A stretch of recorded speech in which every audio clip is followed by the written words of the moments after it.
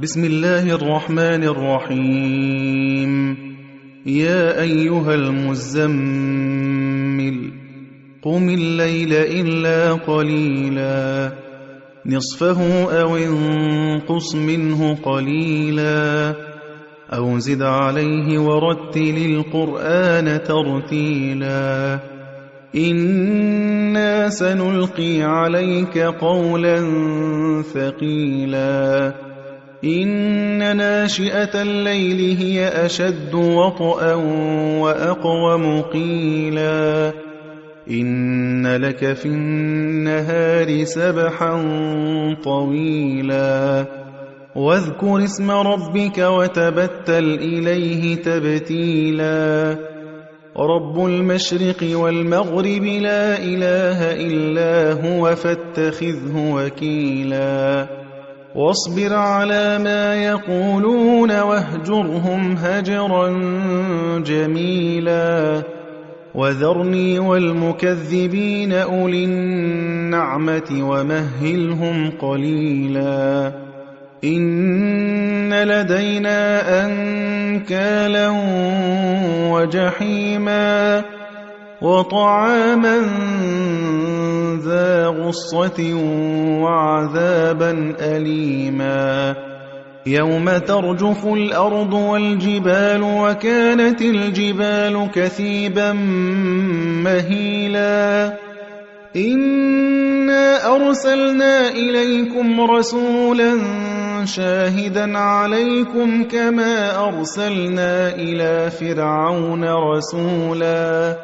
فعصى فرعون الرسول فأخذناه أخذا وبيلا فكيف تتقون إن كفرتم يوما يجعل الولدان شيبا السماء منفطر به كان وعده مفعولا إن هذه تذكرة فمن شاء اتخذ إلى ربه سبيلا إن ربك يعلم أنك تقوم أدنى من ثلثي الليل ونصفه وثلثه وطائفة من الذين معك والله يقدر الليل والنهار علم أن لن تحصوه فتاب عليكم فاقرؤوا ما تيسر من القرآن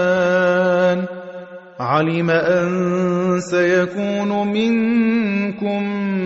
مرضى وآخرون يضربون في الأرض يبتغون من فضل الله